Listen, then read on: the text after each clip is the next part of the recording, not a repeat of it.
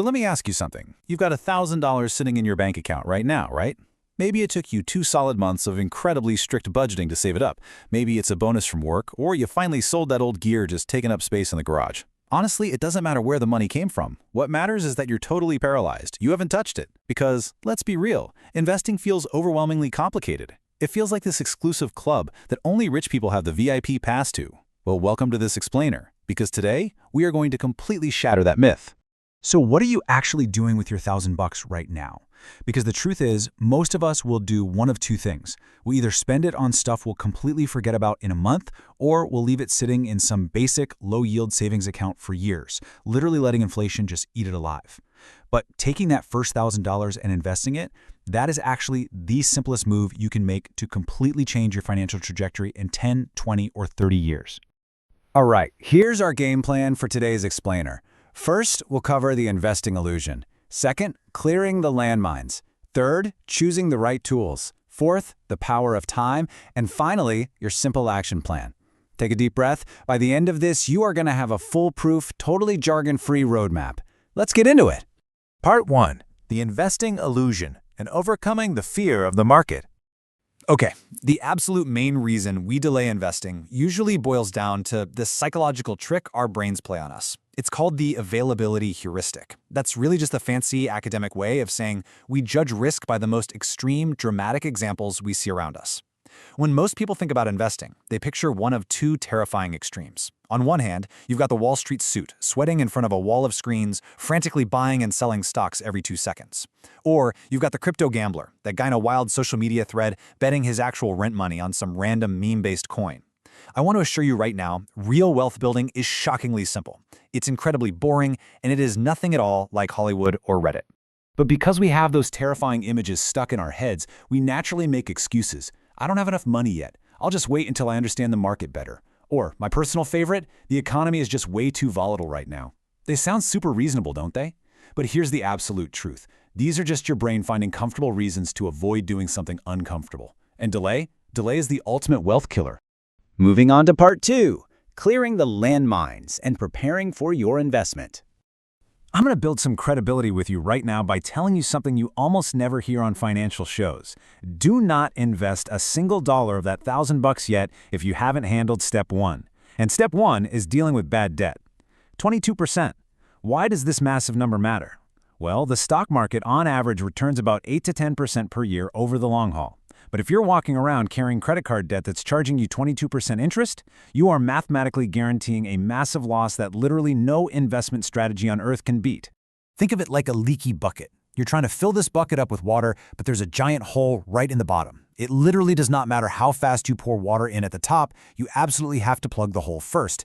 Every single dollar you put towards paying off that high-interest credit card debt is essentially locking in a guaranteed 22% return on your money. So before you do anything else, plug the hole. And right alongside paying down that debt, you need to build a small safety net. I'm talking about saving 1 to 2 months of absolute, completely untouchable living expenses. Setting aside just $500 to $1,000 in cash prevents a total financial disaster. Because let's be honest, life is going to hit you. The car breaks down, your phone dies, you get hit with a surprise medical bill. If you don't have this cash cushion ready to go, you'll be forced to sell your investments just to cover the emergency. And if you happen to need that money on a day the market is down, you're locking in a permanent loss. You have to protect yourself first. All right, part 3, choosing the right tools. Where does the $1,000 actually go? So you've cleared the bad debt, you've got your safety net ready. Where does that $1,000 actually live? Let's totally demystify what account you need to open. Think of a regular brokerage account like growing a beautiful vegetable garden. You do all the hard work, but when it's finally time to harvest, you have to give the government a huge share of your crops in taxes. A Roth IRA, on the other hand, is like growing those exact same vegetables, but keeping absolutely everything you grow. You put the money in after taxes, it grows completely tax-free for decades, and when you withdraw it in retirement, you pay 0 taxes on the gains. Same garden, entirely different deal. It's literally a game changer. Yeah, there are a couple of account alternatives you should definitely keep in mind. If your employer offers a 401k match, that is literal free money. If they match your contribution, that's a guaranteed 50 to 100% instant return on your investment before the market even does a single thing. You always take that free money first. And that regular brokerage account we just talked about, that's really only for after you've maxed out the Roth IRA's $7,000 annual limit, simply because it has zero tax advantages. But for the vast majority of us starting out with our first $1,000, the Roth IRA is the undisputed champion. Okay, so the account is open. What do you actually buy inside of it? I need you to forget everything you've ever heard about picking individual stocks. What you need is an index fund. An index fund is really just a basket that holds tiny pieces of hundreds or thousands of companies all at the exact same time. The most popular ones track the S&P 500, which is just the 500 largest companies in America. This means with one single purchase, you instantly own a tiny sliver of Apple, Amazon, Microsoft, and hundreds of others. Picking individual stocks is kind of like going to the track and betting everything you own on one single horse. If it trips, if it gets sick, you're just done. You lose. An index fund is like owning a tiny piece of every single horse in the entire race. Even if a few stumble or fall behind, the pack as a whole is still going to cross the finish line. When you buy an S&P 500 fund, and you can look for tickers like VO, SPY, or FSKAX depending on your brokerage, you buy the whole market with incredibly tiny fees. And historically, that whole market has brought in about a 10% return annually over the last 50 years. But here is the most difficult step of the whole process. Set it, and do not touch it. Patience is incredibly hard when it's your own hard-earned money on the line. I am warning you right now. The market will drop. It absolutely always does. It's just part of the cycle. It dropped massively in 2008, it dropped in 2020, and again in 2022. But every single time, without fail, it recovered and eventually went higher. Do not panic sell when things get scary in the news. Just leave it alone. Which brings us to part 4, the power of time and the deep insight of compounding. I want to tell you a story that proves exactly why time, and not just the sheer amount of money you have, is your real wealth multiplier. So, meet Alex and Jordan. Get this. Alex invests $1,000 just once at age 22, and then stops entirely, never invests another dime for the rest of their life. Jordan waits until age 32 to feel, ready and secure, but then invests $1,000 every single year for 30 consecutive years. The total invested is wildly different. Alex put in a grand total of $1,000. Jordan put in $30,000. But if we look at who actually comes out ahead at age 62, Alex wins. The math of compound interest is just staggering when you really look at it. By age 62, Alex has around 45 grand from just that single one-time $1,000 initial investment made at age 22.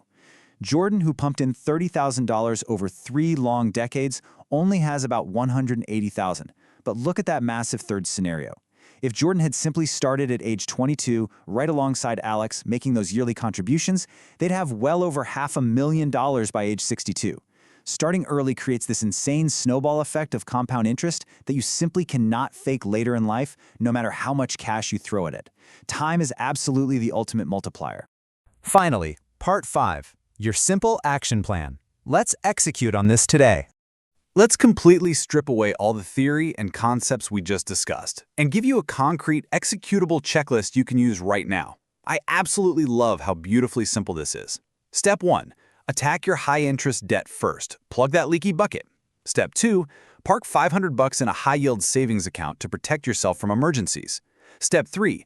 Open a Roth IRA at a trusted place like Fidelity or Vanguard. Step 4. Buy an S&P 500 index fund inside that account. And step 5, set up automatic monthly contributions so you never even have to think about it again. Wealth does not come from being lucky. It comes from starting and never stopping. So I'm going to leave you with this final thought. How many years of compounding are you willing to just give up by waiting? The real financial gap in our world isn't between the people who earn a lot and the people who earn a little. It's actually between the people who start and the people who wait. Your $1,000 is the beginning of a snowball. If this explainer helped you, make sure to subscribe so we can keep building your wealth toolkit together. And drop a comment below. What has been the one thing stopping you from investing? I really want to know. Let's talk about it. I'll see you in the next explainer.